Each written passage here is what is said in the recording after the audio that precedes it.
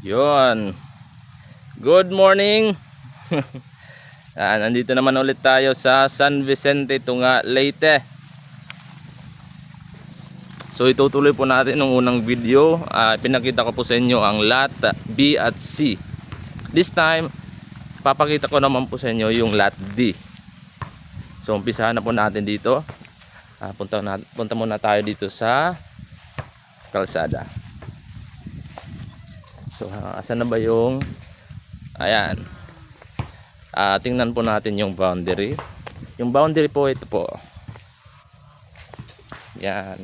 Yan yung marker, yung boundary sa lot D. Yung frontage niya mula dito papunta doon sa kabilang marker sa last boundary ng lot D. Saan na siya? Ito. Yung frontage niya is 20 meters wide. Yan. So ito po, ang nakikita nyo ngayon sa loob, ito po yung lot D. So, let's have a tour.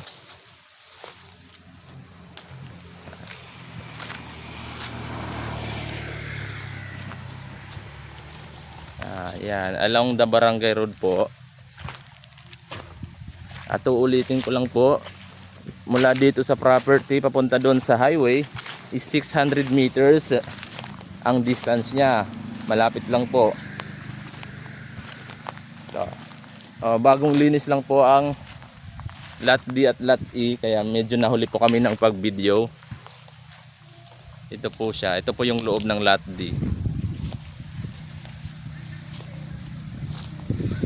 Okay, punta tayo doon sa back ng property papunta doon sa river. So ito po. Punta tayo sa likod doon sa may river na portion para makita natin yung boundary. Kasama ko ngayon yung anak ng may-ari, pinakagwapo sa mga puwentes. Andito po siya. Ayan.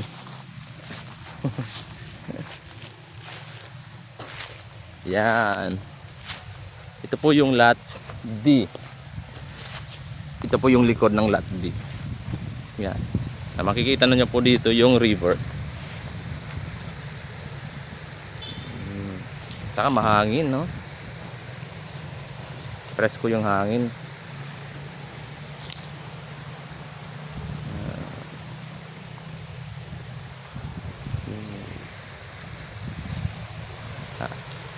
At doon po sa banda na yon, yun po yung portion ng lot E, yung last part ng property. So lot E po siya, kumbaga panglimang lot na po. Yung lot E naman po, yung likod ng property ng lot E is malapad, mga 34 meters wide po. So tingnan natin. Dito tayo sa lot E, sa panglimang lot. Yan, ito po yung lot E.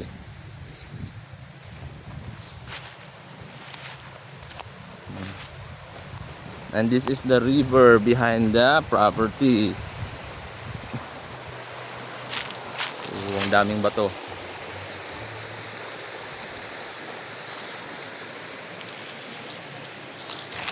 At ito po yung lot E. Ito po, dito po banda. So ito, kasama pa po to dito. Yan. So pasukin natin yung lot E.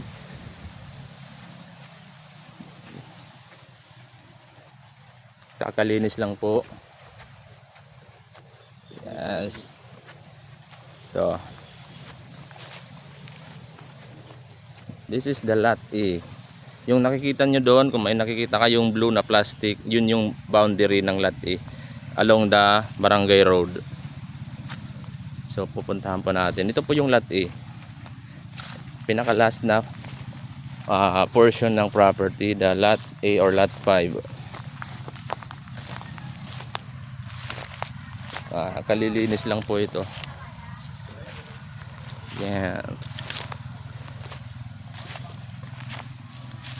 This lot po is 1,048 square meters. Ang laki po ng its portion po ng property. Yan. May mga coconut trees pa po dito. Kasama po yan sa binibenta. Kung ano po nasa loob, kasama po. Yung boundary ng lot 5 or lot E, yan po. Mula dito hanggang doon. Doon naman po, doon sa marker ng lot D at lot E. Ito po. Ito po yung pagitan. Mula dito hanggang doon. Ang lapad po niya is 8.9 meters.